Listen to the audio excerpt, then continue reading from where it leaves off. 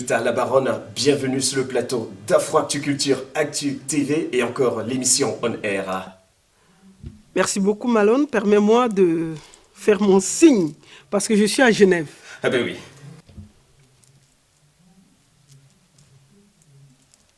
La seule et unique baronne de Suisse. Je suis très ravi, très honoré d'être sur ce plateau charmant avec un homme charmant. Permettez-moi le draguer à quoi maf. Afro Culture TV, c'est là où on dit tout sans langue de bois. Et pour moi, c'est un honneur, c'est un plaisir. C'est en fait un honneur d'être là. Et j'ai même amené ma pipe. Je salue toute la grande communauté africaine de Genève. Merci beaucoup mon frère pour l'invitation. C'est nous qui vous remercions, plus précisément c'est moi qui te remercie.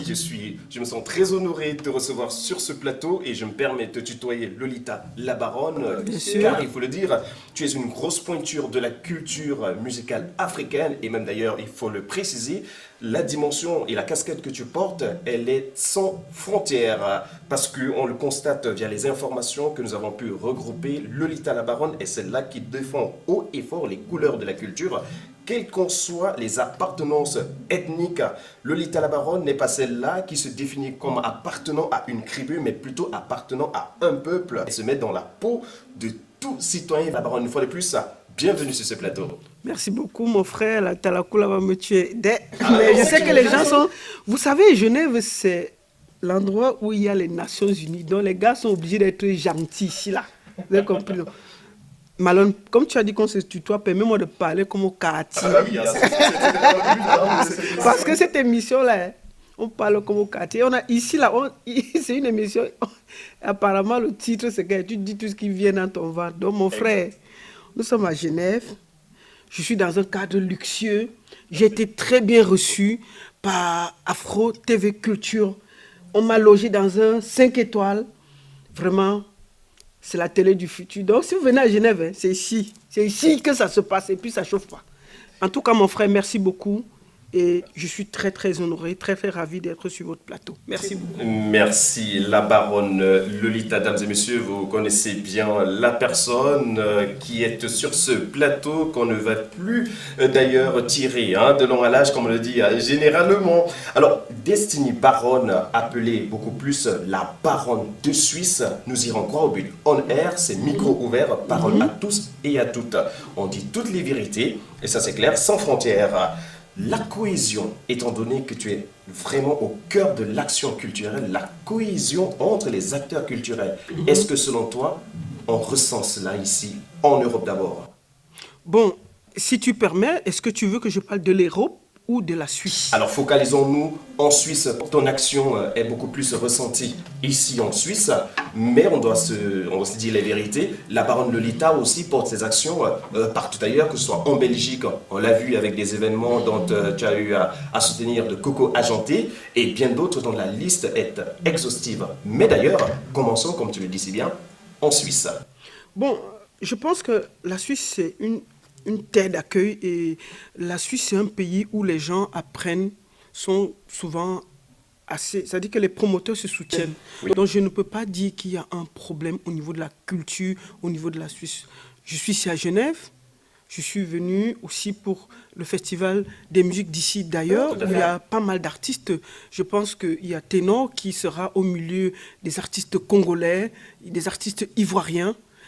Et je suis là pour soutenir notre jeune frère Doudou Sticker, qui fait ce festival depuis presque 10 ans. Oui, plus de 10 ans. Plus de 10 ans.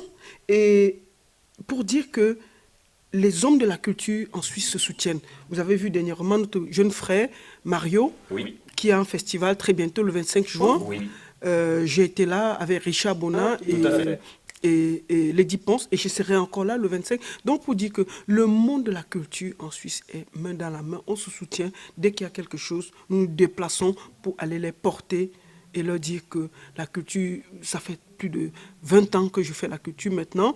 Je suis à un autre level concernant la culture, mais ça ne m'empêche pas de tendre la main à tous ces jeunes, de les tirer en avant et de donner les petits conseils que j'ai eus pendant toutes ces années, les expériences que j'ai engrangées tous les jeunes qui viennent vers moi et qui veulent quelque chose, je les aide. Je vous prends l'exemple. Le jeune qui fait Valsero, oui. Oui, qui devait faire Valsero le 28 et que la date, je le dis ici officiellement, sera le 1er octobre du côté de l'Ambrada à Genève. Il m'a tendu la main et je suis là. Donc nous devons tous, mon combat est très clair. Je soutiens la culture camerounaise et la culture africaine. Je suis là pour que les artistes camerounais, en particulier, vivent de leur art.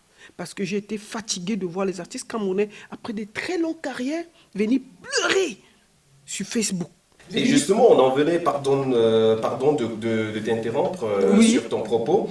Alors, il y a des petites questions que j'ai pu souligner, des interrogations de certains Africains qui, qui s'interrogent. Ils ne disent pas que c'est le cas, mais la parenthèse, elle est là. Elle soutient certains artistes parce qu'elle a reçu quelque chose. Est-ce que c'est la vérité, en fait? C'est ce qui se dit. Ben, écoute, Malone, franchement, vous savez, quand vous recevez un rond d'un artiste, c'est lui qui va venir vous verser dehors. Je mets au défi un seul artiste camerounais qui m'a donné de l'argent de venir le dire sur Facebook ou sur WhatsApp. Je le mets au défi. Je mets au défi un artiste ivoirien, congolais, qui m'a donné de l'argent pour venir le soutenir à Mondovision, de le mettre sur le public, en public. J'essaye. Vous savez, le monde de la culture, c'est un monde où on ne triche pas. Exact. Tous ceux qui ont triché se sont perdus et on les a oubliés.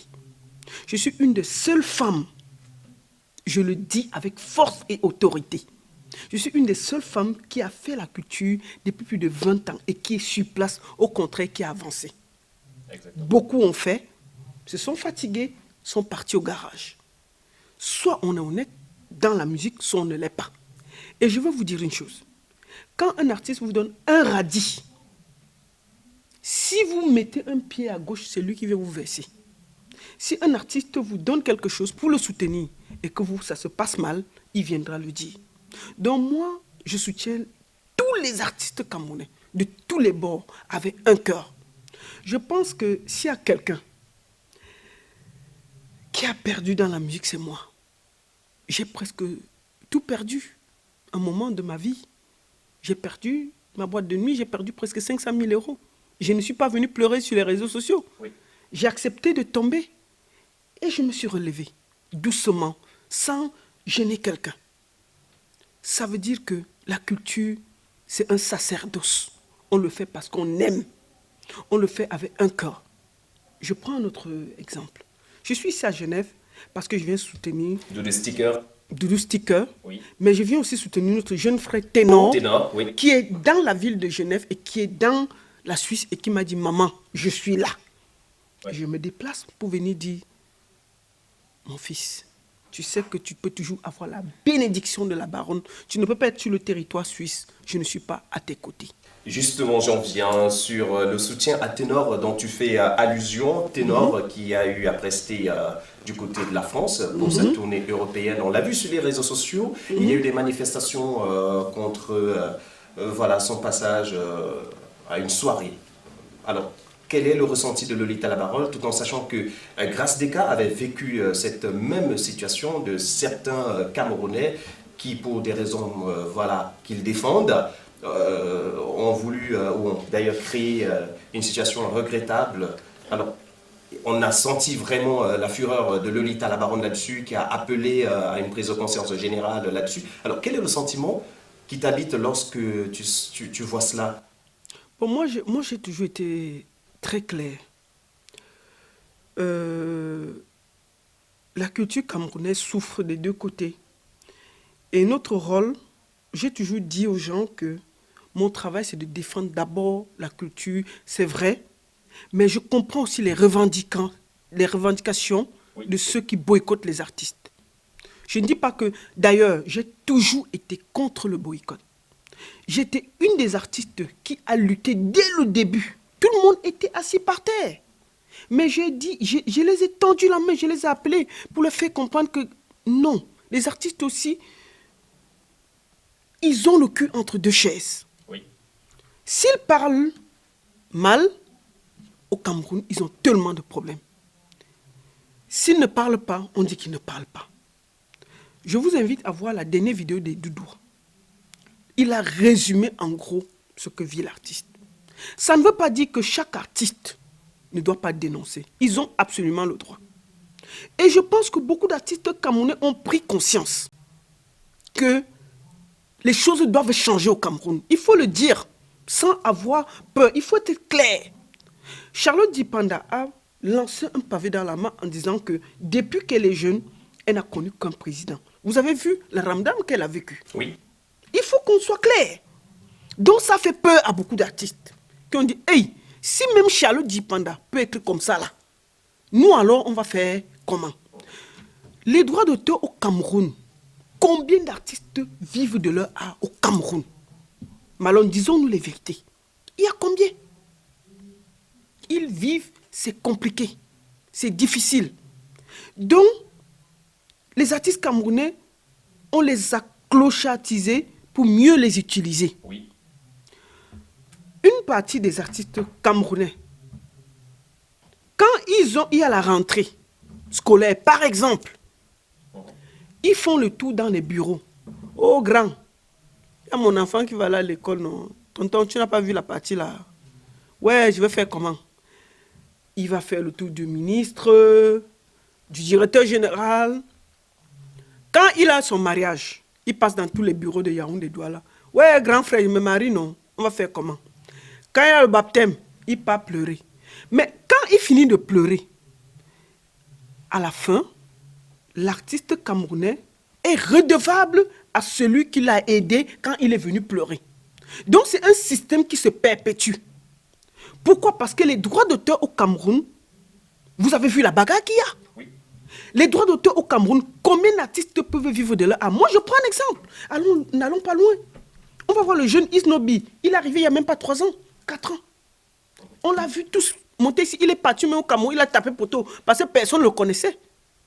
Vous vous rappelez? Il a fait le stade, il n'y avait rien. Tout le monde s'est moqué.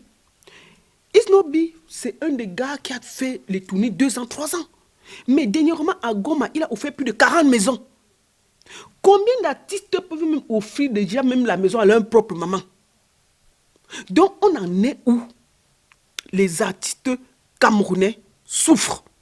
Alors, parlons toujours des artistes. Et, excuse-moi, je voulais finir par là. Les artistes camerounais souffrent.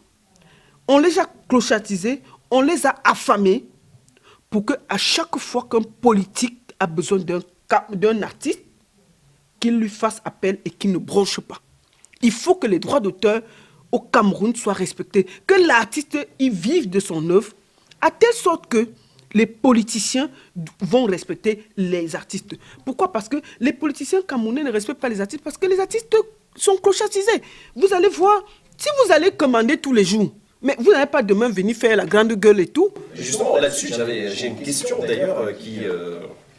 concernant cette très belle parenthèse sur la question des droits d'auteur et le fait que, comme tu l'as évoqué, que les artistes sont approchés par les politiques pour apporter un certain poids ou un certain soutien, mais n'y a-t-il pas certaines actions, est-ce que ces artistes n'ont-ils pas un syndicat? Ne font-ils pas partie d'un syndicat ou, Moi, je tiens à dire que si je commence à parler au niveau des syndicats... Oui, parce que... Attends, la SONACAM sert à quoi? Bon, pour le moment là, nous avons Até Bazor, qui est le directeur général de la SONACAM. Actuellement, il y a une guerre fratricide au niveau de la SONACAM. C'est-à-dire que, comment les artistes vivront de leur art si les gens se battent déjà? Je n'ai pas encore fait un direct parce que je me dis, les artistes, ceux qui gouvernent, ceux qui sont censés donner le tempo au niveau des droits d'auteur des artistes camerounais vont finalement s'entendre et voir que nous devons tous lutter pour que les artistes camerounais essayent de rentrer dans leurs droits. Comment un artiste peut aller toucher ses droits? Une Anine Anzoé, elle a 40 000. Quand on voit les droits d'auteur, prenons Richard Mona. Je vais donner ses droits d'auteur, tout simple, en 3 mois à la SACEM. Il a reçu, je crois, j'ai vu ça dernièrement, en mars, 16 000 euros les droits d'auteur. Quel Camerounais touche les droits d'auteur? Pourquoi vous êtes étonné que les artistes congolais, nigérians roulent carrosse et les artistes camerounais sont dans les vieilles voitures? N'y a-t-il pas peut-être un souci interne au niveau de ces Oui, artistes? il faut que la politique change au Cameroun, que le ministre de la Culture essaie de donner vraiment main levée à quelqu'un qui peut gérer la culture. Est-ce que le problème n'est vraiment pas au niveau des artistes qui ne s'imprègnent pas des informations assez typiques avant de s'engager dans une quelconque démarche? Non, pas du tout. Ou du staff qui entoure l'artiste. Donc de prendre des responsabilités, de faire les choses comme il faut. Non, pas du tout. Vous allez voir que beaucoup de gens qui parlent des droits d'auteur, ce sont les artistes has-been, enfin, excuse-moi de dire has-been, mais de dire que ce sont les artistes qui ne tournent vraiment plus. Parce que quand un artiste tourne, il se dit que non, ce n'est pas important. Mais c'est quand, généralement, il ne tourne plus qu'il dit que, mais attends, il y a mes droits d'auteur. Regardez bien tout ce qui gravite autour. C'est beaucoup d'artistes qui ne tournent pas. Parce que quand un artiste a les tourner, ce sont les artistes qui tournent, qui devraient regarder très bien. Les droits d'auteur au Cameroun sont déjà faussés dès le départ. Pourquoi? Parce que ceux qu'on nomme, je vous prends un exemple. Monsieur Até Bazor, je vous le dis, je n'ai rien contre lui. C'est un artiste que moi, je ne connais pas. Par exemple, beaucoup d'artistes camerounais, c'est-à-dire qu'on essaie de mettre beaucoup de politique dans la culture. Et c'est ça qui tue. Il faut qu'on essaie c'est-à-dire que tout est très politique au Cameroun. Et ça tue beaucoup de choses. Nous devons mettre des gestionnaires capables d'organiser, de sensibiliser et de mettre en avant les artistes camerounais. Comment vous vous rendez compte que les artistes, quand on cite les artistes qui gagnent de l'argent, il n'y a même pas un artiste camerounais dedans. Il y a des artistes qui ne font pas de tournées. Je vous prends l'exemple, ça fait plus de 4 ans, il n'y a pas beaucoup d'artistes nigériens qui ont tourné, ils tournent dans leur pays. Mais seulement les droits d'auteur qui touchent, ils sont calmes. Prenons la Côte d'Ivoire qui est proche de nous. Quand on partage l'argent des droits d'auteur, l'artiste qui n'a rien a 1 million. Chez nous, là, quand tu as 1 million, mon frère, tu sautes jusqu'à ta pavien. Est-ce que c'est normal? Et pourtant, toute la journée, on écoute quand même la musique camerounaise. Pourquoi? Donc, ça veut dire que la politique doit changer. On doit mettre en avant les artistes camerounais. On doit essayer de dire que si nous aimons notre culture, sauvons-la en faisant en sorte que l'artiste camerounais vive de son art. Est-ce que c'est normal, perd son âme, qu'une maman Guéa vienne pleurer, qu'on va lui couper le pied? Ah oui, c'est vrai que c'était... C'est triste. Et que nous, on est sur Facebook en train de supplier partout que, pardon, cotiser. Non, c'est fatigant. Alors, pour ressortir là-dessus, parce que c'est un sujet qui est tellement vaste, peut-être nous y reviendrons sur une prochaine émission que nous pourrions enregistrer ensemble, la Baronne Lolita. Mais un dernier point, tu as évoqué la question politique, que la culture semble déjà être politisée. Alors, doit-on comprendre ici que les artistes ne devraient plus accepter les invitations des politiques pour des prestations, ou l'artiste, comme tu l'as aussi souligné, est celui-là qui vide son art? Il doit accepter tout le monde, que ce soit le politique ou encore... Moi, je dis une chose à chaque artiste camerounais, il doit voir où sont ses intérêts. Parce que si, par exemple, vous allez... Est-ce que les politiciens aiment les artistes camerounais?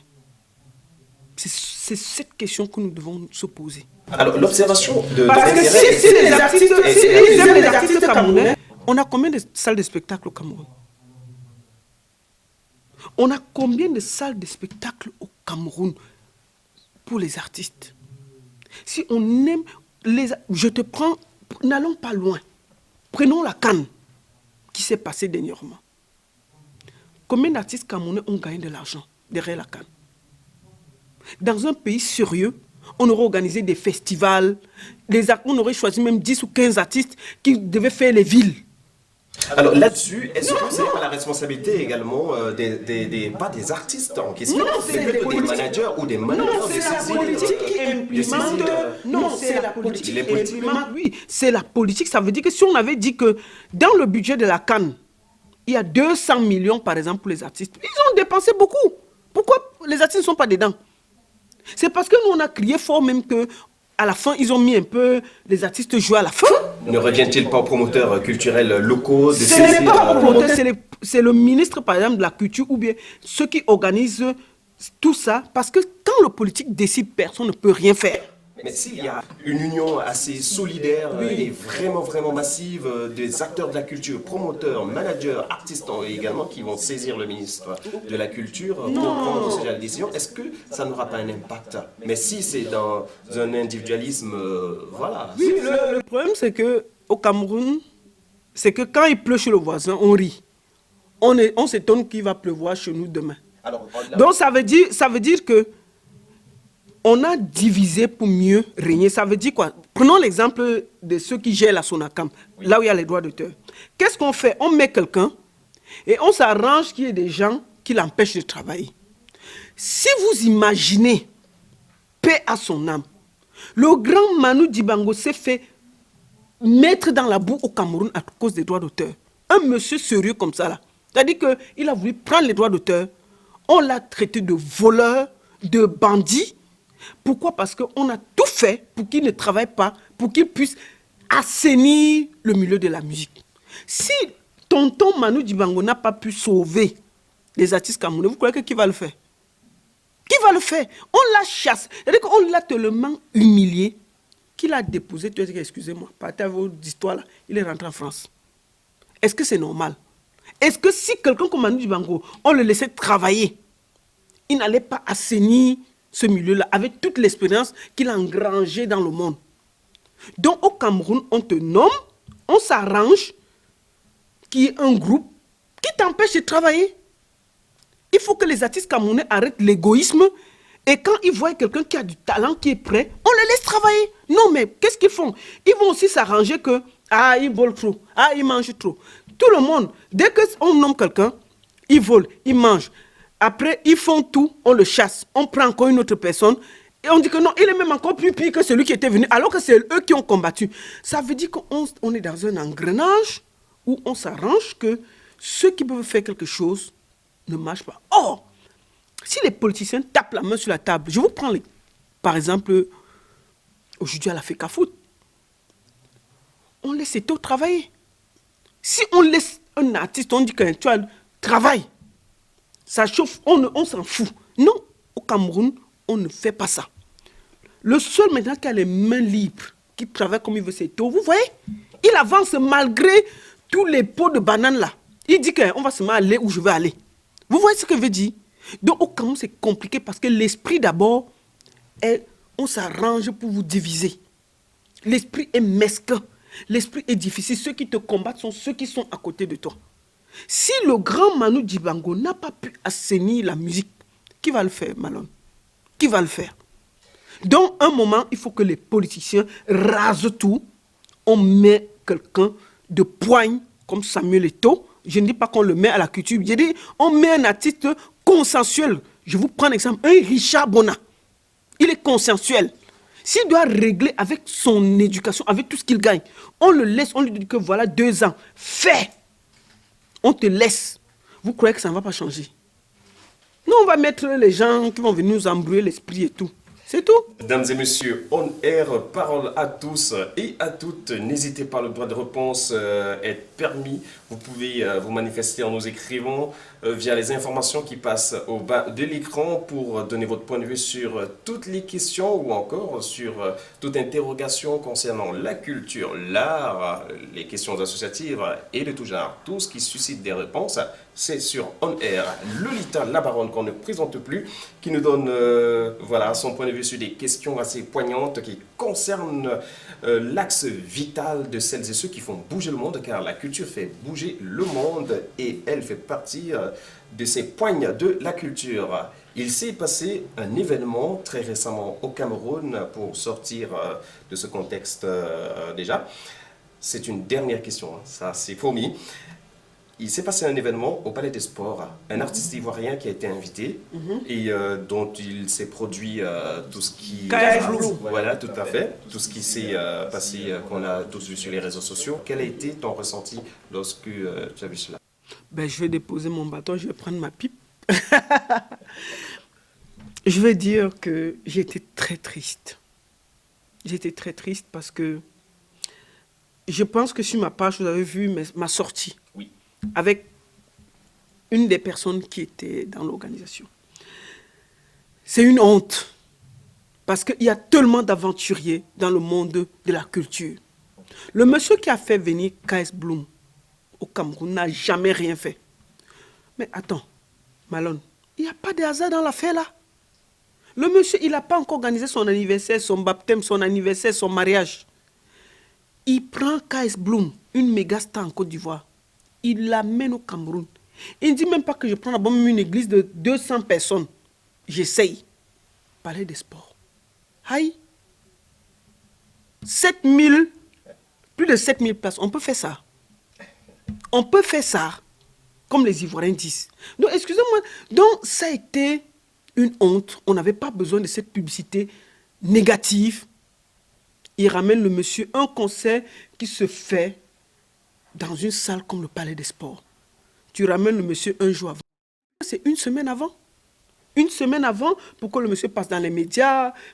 Donc, on a tellement d'aventuriers. Alors, le monsieur se retrouve coincé, ça ne se passe pas bien. Il prend en otage l'artiste et son manager. Donc, c'est des choses comme ça qui créent des tensions entre les peuples qui ne sont pas nécessaires. Heureusement que nous avons fait une statue musclée pour dire qu'il faut qu'on libère. Et Dieu merci, les autorités camerounaises ont compris. Je voudrais profiter pour remercier mon frère Malox, qui a joué des intermédiaires et qui a tout fait pour que ce monsieur soit libéré. On n'a pas besoin des termites dans notre milieu. Ça salit l'image du Cameroun. On n'a pas besoin. Si, j'ai même dit au monsieur que, mon frère, tu n'es pas obligé de faire concert. Si on fait le concert, le Palais des Sports, ce n'est pas un jeu. Ce n'est pas une église. Parlons d'image. Tu as évoqué la question ivoirienne, oui. Du fait que voilà, il y a une image qu'il faut préserver et cela a impacté le côté promotionnel camerounais vis-à-vis des compatriotes ivoiriens. Non, pas du tout, parce qu'ils ont compris. Ils ont été très clairs. Je pense que j'ai discuté avec pas mal de compatriotes ivoiriens. On est assez proches. Pas mal de promoteurs, on se parle. Non, ils ont fait la part des choses. Non, ils ont vite fait la part des choses. Au début, peut-être, ils n'ont pas bien compris, mais tout de suite, ils ont fait la part des choses. Ils ont compris que c'était un aventurier qui s'est immiscé. Parce que tous les jours, les artistes ivoiriens viennent au Cameroun. Est-ce que vous avez entendu un scandale? Vous avez entendu qu'on a pris quelqu'un en otage au Cameroun? Non. C'est lui, là. C'est-à-dire que tu t'amuses, tu fais les trucs et tu vas prendre les gens, tu mets en otage, on arrête les gens le dimanche. C'est pas bon, ça ne nous grandit pas. C'est la même chose comme j'ai dit à mes frères ivoiriens que si on prend en otage un artiste camerounais en Côte d'Ivoire, moi je vais sortir. Donc je refuse que des aventuriers viennent mettre les peuples en conflit. Donc au début, ils ont fait des vidéos, mais c'était plus pour qu'on le libère. Ce n'était pas plus pour dire que tel et tel. Et je pense que dans beaucoup de vidéos, ils ont prononcé le nom du monsieur. Ils n'ont pas dit tous les promoteurs. Parce que beaucoup d'artistes ivoiriens viennent au Cameroun, ils rentrent sans problème. Donc je pense que c'est un aventurier qui s'est mis au milieu des gens qui travaillent bien. Et tout de suite, nous avons percé l'abcès et il a été mis de côté. La solidarité africaine, la solidarité camerounaise en particulier, sera le sujet que je souhaiterais que d'ici très vite, que Lolita La Baronne puisse échanger avec nous sur le plateau d'Afro Actu Culture Actu TV, sur l'émission On Air. Si elle fait un autre saut sur Genève, est-ce que le sujet intéresse La Baronne? Moi, tu sais bien que je suis toujours ravie d'être avec toi sur ce magnifique plateau. Merci. Je suis toujours ravie de voir ton équipe. Et à chaque fois que tu vas me solliciter, tu sais bien que je serai à ta disposition. Si je suis à Genève, bien entendu, c'est ma maison. Et je suis fière de voir que des jeunes comme toi réalisent des choses énormes dans la ville de Genève. Donc, c'est toujours avec bonheur, plaisir que je serai là. Et à chaque fois que tu as besoin de moi, tu me dis, je prends la route et je viens discuter avec toi sur ce magnifique plateau. Merci Lolita La Baronne, car il faut bien le préciser, l'Afrique unie, c'est l'Afrique forte. Les peuples africains unis sur une même cause, surtout la cause de la cohésion, de la fraternité, voilà.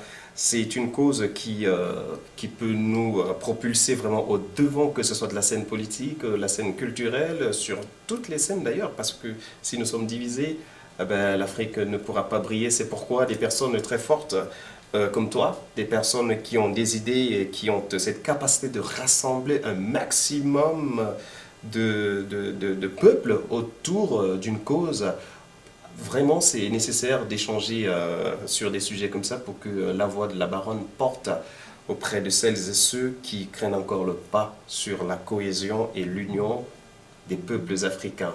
Voilà, le Made in Africa doit prendre vraiment de l'envol. C'est pourquoi la plateforme, elle est là. C'est pourquoi la baronne, elle est là et a accepté de venir nous rendre visite sur le plateau d'Afro Actu Culture TV. Dames et messieurs, c'est terminé pour cet entretien assez bref avec la baronne Lolita, qui certainement a quelques petits mots de fin avant qu'on se dise au revoir.